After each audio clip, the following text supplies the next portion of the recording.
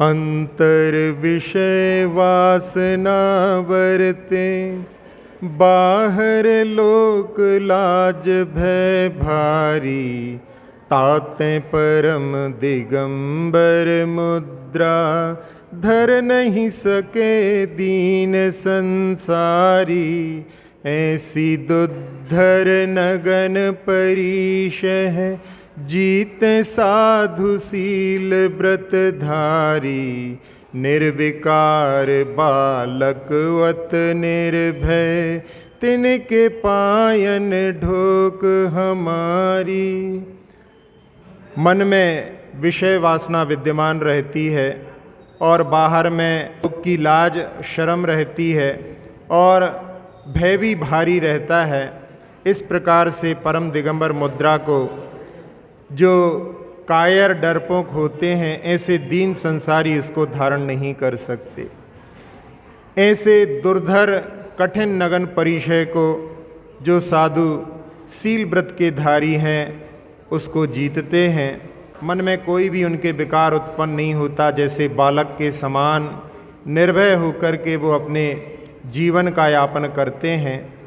ऐसे साधुओं के चरणों में हमारी ढोक है, ऐसा इसमें कहा है। देश काल को कारण लहि के, होत अचेन अनेक प्रकारे।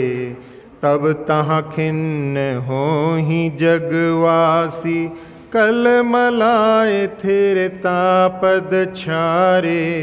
ऐसी अरति परीश है उपजत, तहाँ धीर धीरज और धारें। ऐसे साधन कोर अंतर, बसो निरंतर नाम हमारे। देश काल के कारण यानी द्रव्य क्षेत्र काल भव को लेकर के कई लोग अनेक प्रकार से आकुल व्याकुल हो जाते हैं और ऐसे समय में जहाँ जगवासी खेद खिन्न हो जाते हैं, जो अपने स्थिर पद को छोड़ कर के कुलबुलाने लगते हैं, छटपटाने लगते हैं। ऐसे अरति परिचय जब उत्पन्न होता है तब वो मुनिराज जो धैर्य को धारण करने वाले होते हैं, अपने मन में धैर्य को धारण करके, और ऐसे साधुओं के लिए कहा है कि अपने चित्त में उनके नाम को धारण करके और वो हमारे चित्त में हमेशा विराजमान रहें, जो अरति परिचय को जीतते हैं। जे प्रधान के हरि को पकड़ें, पन्नग पकड़ी पाव सो चंपत। जिनकी तनक देखी भों बाकी, कोटिक सूर दीनता जंपत। ऐसो पुरुष पहाड़ उड़ावन, प्रलय पवन तिय वेद पयंपत। धन्य धन्य ते साधु साहसी, मन सुमेरु जिनको नहीं कंपत। कई ऐसे बहादुर पुरुष होते हैं जो सिंह को अपने हाथों से पकड़ लेते हैं, कई सांप को पकड़ करके अपने पैरों से कुचल देते हैं, और जिनकी टेढ़ी भौं को देख करके करोड़ों सूर भय को प्राप्त हो जाते हैं।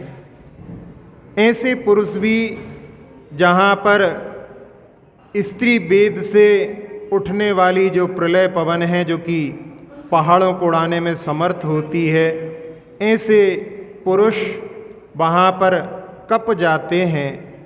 लेकिन यहाँ जो स्त्री वेद की पवन से चलायमान नहीं होते, उनके लिए कि वे साधु साहसी धन्य हैं, जिनका मन सुमेरु कभी भी स्त्री वेद रूपी प्रलय पवन से कपता नहीं है। चार हाथ परवान निरखी पथ, चलत दिष्ट इत उत नहीं ताने। कोमल पाए कठिन धरती पर, धरत धीर बाधा नहीं माने। नाग तो रंग पाल की चढ़ते, ते सवाद और यादि नाने। यो मुनिराज भरे चरया दुख, तब दृढ़ कर्म कुलाचल भाने। जो मुनिराज 4 हाथ प्रमाण धरती को देख करके चलते हैं और चलते हुए अपनी दृष्टि को इधर उधर नहीं ले जाते, रास्ते में चलते हुए जिनके कोमल चरण कठिन धरती पर वहाँ पर रखते हुए वो धीर उससे बाधा को नहीं मानते। पहले जब हाथी पर घोड़े पर पालकी में चलते थे, उस पूर्व के भोग का वो अपने मन में उसकी याद भी नहीं करते। ऐसे मुनिराज जो अपने चर्या को करते हुए भारी दुख को सहन करते हुए जब चलते हैं, तभी वे जो दृढ़ कर्म कुलाचल के रूप में हैं उनको नष्ट कर देते हैं, तोड़ डालते हैं। गुफा मसान सैल तरु कोटर, निवसे जहाँ शुद्धि भूहेरें। परमित काल रहें निहचलतन, बार बार आसन नहीं फेरें। मानुष देव अचेतन पशुकृत, बैठे विपत आन जब घेरें। ठोर न तजें भजें थिरता पद, ते गुरु सदा बसोर मेरे। जो मुनिराज गुफाओं में, शमशान में, पर्वतों के ऊपर और वृक्ष की कोटर में जो खोखला भाग होता है उसमें निवास करते हैं, जहाँ पर शुद्धि को देख करके और सीमित काल के लिए वो निश्चल तन होकर के अपने शरीर को बिना हिलाए हुए ध्यान करने के लिए बैठते हैं और अपने आसन को बार बार नहीं बदलते। जब मनुष्यों के द्वारा, देवों के द्वारा या कोई प्रकृति के द्वारा या पशु के द्वारा उपसर्ग होता है और उस समय में उस विपत्ति को जब उनको आकर के घेर लेती है, तो वो अपने स्थान को नहीं छोड़ करके और उस समय स्थिर पद का ध्यान करते हैं। ऐसे गुरु के लिए कहा है कि वे हमारे मन में सदा बसें, वो हमारे हृदय में उनका वास हो। जे महान सोने के महलन, सुंदर सेज सोए सुख जोवें। ते अब अचल अंग एकासन, कोमल कठिन भूमि पर सोवें।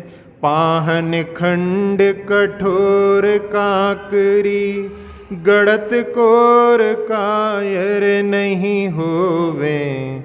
ऐसी शयन परीशह जीतत, ते मुनि करम काली माधोवें।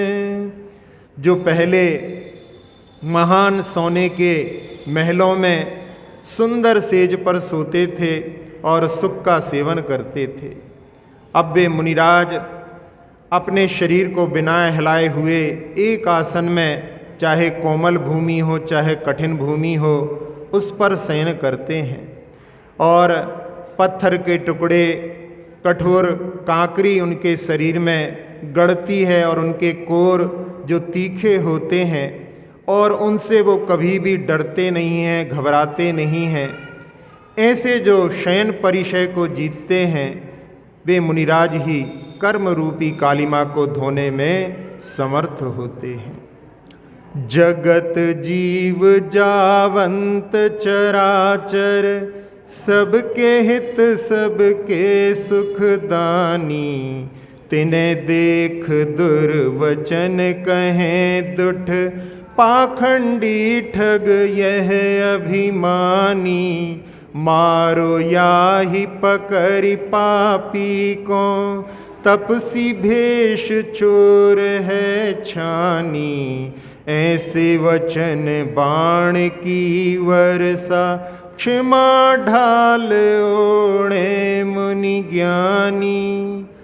जितने भी जीव इस जगत में जो चर और अचर यानी त्रस और स्थावर हैं, सबके लिए वो हित करने वाले हैं, सबको सुख देने वाले हैं।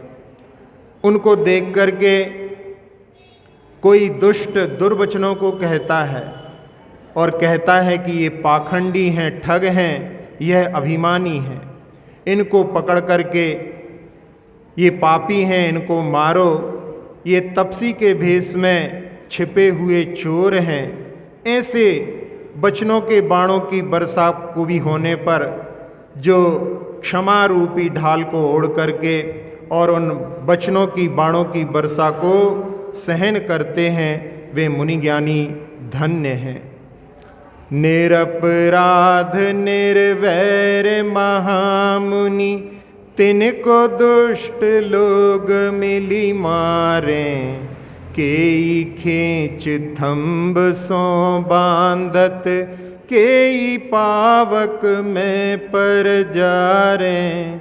तहाँ कोप नहीं करहीं कदाचित पूरब कर्म विपाक विचारें।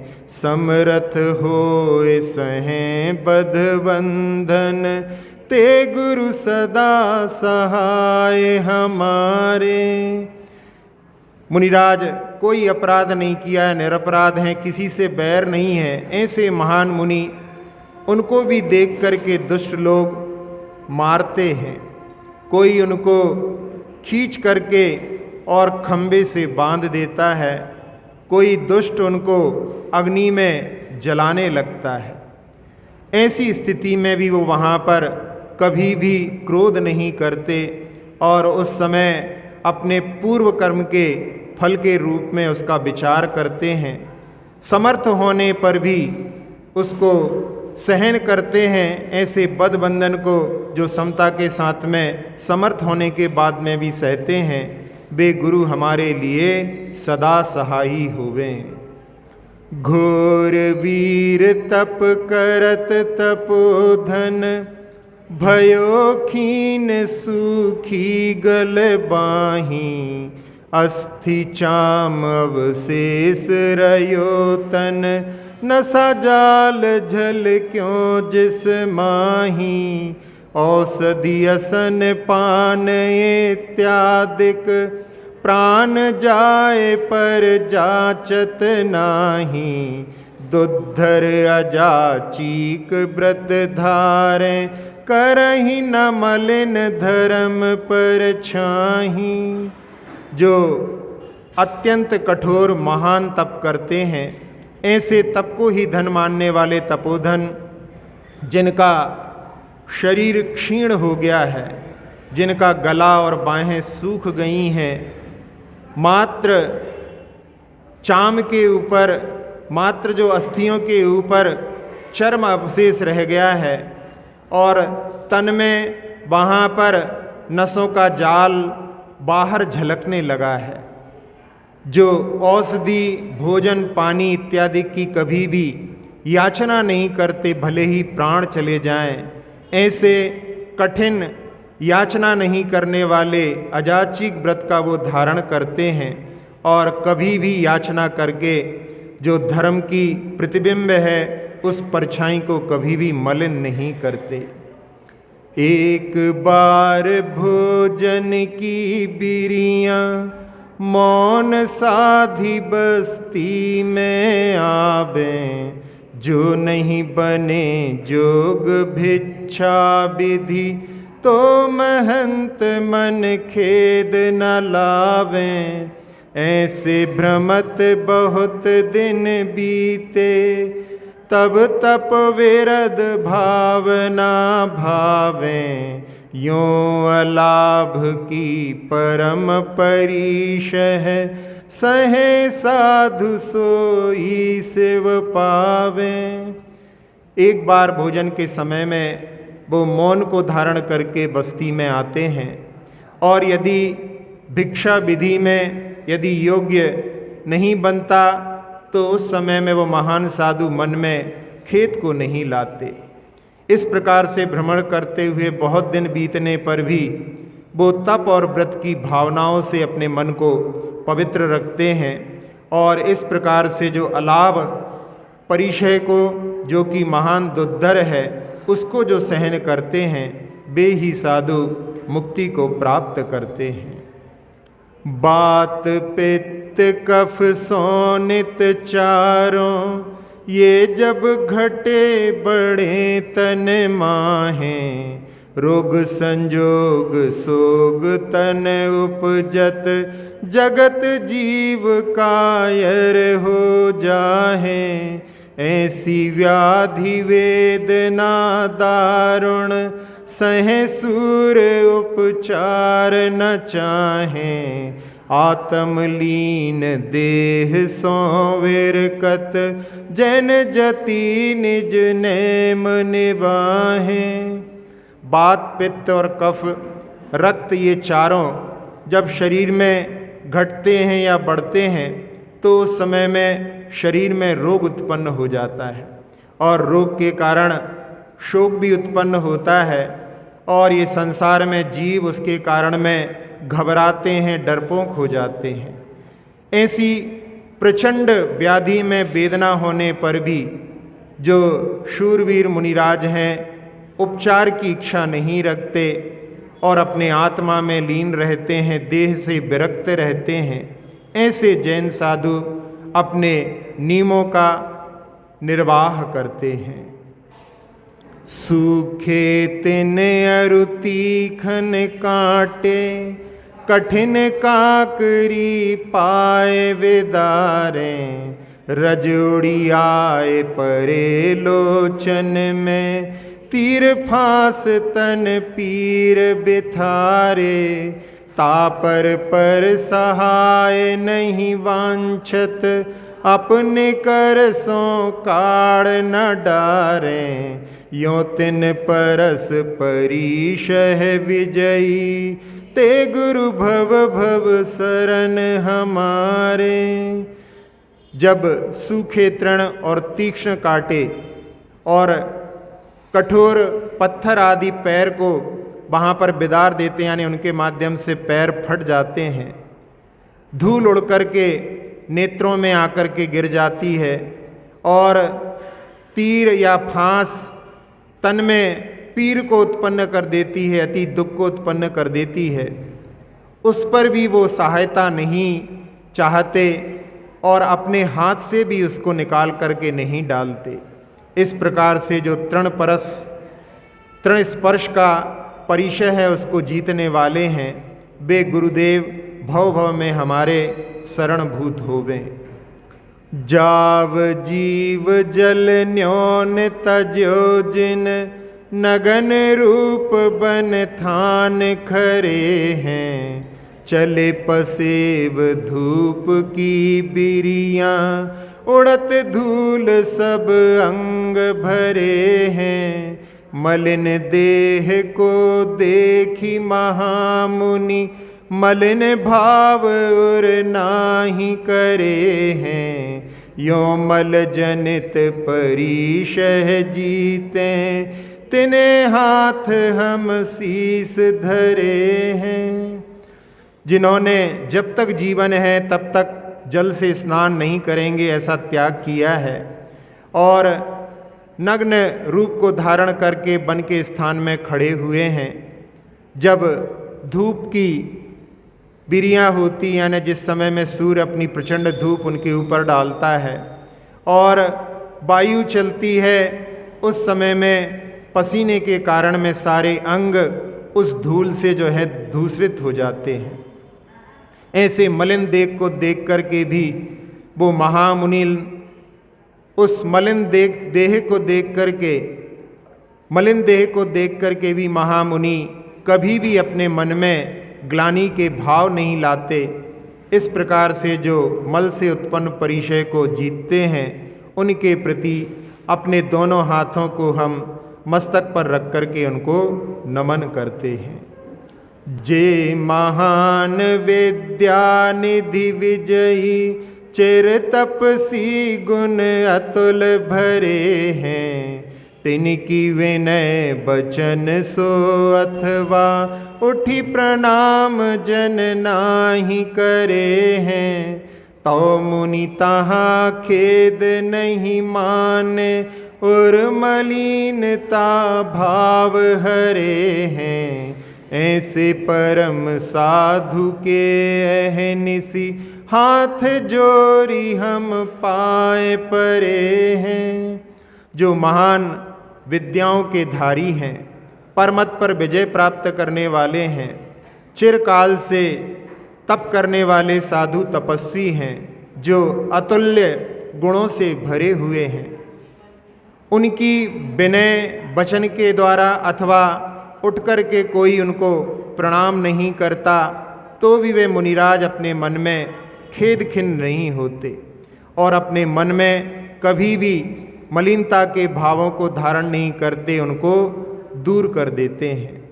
ऐसे परम साधु जो रात दिन इस प्रकार से अपने परिचयों को जीतते हैं, उनको हम अपने दोनों हाथों को जोड़ करके उनके चरणों में नमन करते हैं। तर्क छंद व्याकरण कला निधि, आगम अलंकार पढ़ जाने, जाकी सुमति देख परवादी, बिलखे हो ही लाज उर आने। जैसे नाद सुनत के हरि को, बन गयंद भागत भय माने। ऐसी महाबुद्धि के भाजन, पै मुनीस मदरंच न ठाने। जो तर्क छंद व्याकरण कलाओं में निपुण हैं, आगम और अलंकार को सबको उन्होंने पढ़ लिया है, और जिनकी उत्तम बुद्धि को देख कर के परवादी रुदन करते हैं, उनके सामने शर्मिंदा हो जाते हैं। जिस प्रकार से सिंह के नाद को सुनकर के बन के गजराज भयभीत होकर के भागने लगते हैं, इस प्रकार के महान बुद्धि के धारी मुनिराज कभी भी अपने मन में रंच मात्र भी मद को नहीं धारते। सावधान बरतें निशिवासर, संयम सूर परम वैरागी। पालत गुपति गए दीर्घ दिन, सकल संग ममता परित्यागी। अवधि ज्ञान अथवा मन पर जय, केवल किरण अजो नहीं जागी। यों विकल्प नहीं करहीं तपोधन, सो अज्ञान विजयी बड़ भागी। जो सावधान होकर के रात दिन अपने संयम का पालन करते हैं, और जो संयम में सूरवीर हैं, परम वैराग्य से युक्त हैं, जो गुप्ती का पालन करते हुए जिनको बहुत समय बीत गया है, समस्त परिग्रह के प्रति जिन्होंने ममता का पूर्ण रूप से त्याग कर दिया है, अभी तक अवधि ज्ञान अथवा मनः पर्याय ज्ञान और केवल ज्ञान की किरण भी उत्पन्न नहीं हुई है, इस प्रकार का विकल्प वे तपोधन कभी भी नहीं करते।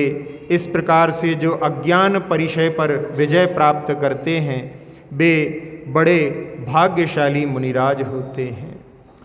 मैं चिरकाल घोर तप कीनो, अजो रिद्धि अतिशय नहीं जागे। तप बल सिद्ध होई सब सुनिए, सो कछु बात झूठ सी लागे। यों कदापि चित में नहीं चिंतत, समकित शुद्ध शांत रस पागे। सोई साधु अदर्शन विजयी, ताके दर्शन सो अघ भागे। जिन्होंने चिरकाल घोर तप किया है और आज तक रिद्धि का अतिशय जागृत नहीं हुआ है, तब बल के द्वारा इनकी सिद्धि होती है, ऐसा जो सुनते हैं, ये सारी बातें झूठ सी लगती हैं, इस प्रकार का चिंतन जो कभी भी अपने मन में नहीं करते और हमेशा अपने सम्यक दर्शन को शुद्ध रखते हैं और हमेशा अपने लिए शांत रस में मग्न रखते हैं, वे ही साधु अदर्शन परिचय को विजय प्राप्त करते हैं और उनके दर्शन से पाप भग जाते हैं, नष्ट हो जाते हैं।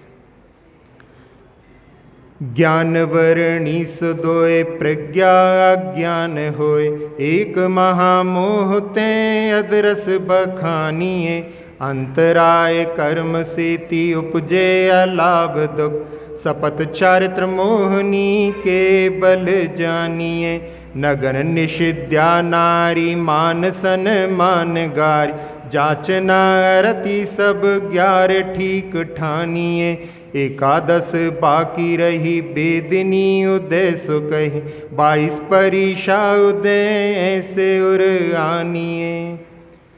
इस 31 छंद में ज्ञानावर्णी कर्म के माध्यम से 2 परिचय होते हैं, प्रज्ञा और अज्ञान, और महान मोह यानी दर्शन मोहनी से अदर्शन परिचय कहा जाता है। अंतराय कर्म से उत्पन्न होने वाला अलाभ का दुख है और 7 चारित्र मोहनी के बल से उत्पन्न होते हैं। वे नागन्य, निषिद्या, नारी, मान सम्मान और आक्रोश, गारी और याचना, अरति, इस प्रकार से ये 11 परिचय हो गए हैं और 11 ही बाकी रहे, वे सारे वेदनी कर्म के उदय से होते हैं। इस प्रकार से 22 परिचयों में किन किन कर्म के उदय से ये परिचय होते हैं, ऐसा मन में धारण करो, ऐसा उपदेश भूधर दास जी ने कहा है। एक बार इन माही एक मुनि के कहीं, सब 19 उत्कृष्ट उदय आवे सही, आसन शयन विहार दोएन माही की, शीत उसन में एक 3 ये नाही की। एक बार में एक मुनिराज के इनमें से 19 उत्कृष्ट रूप से उदय में आते हैं, जिसमें आसन यानी निषद्या, शयन और विहार यानी चर्या, इन तीनों में से केवल जो है एक परिचय होता है, 2 नहीं होते। और शीत उष्ण में से भी एक परिचय होता है। इस प्रकार से पहले में से 2 और इसमें से 1, ऐसे 3 परिचय एक समय में नहीं होते।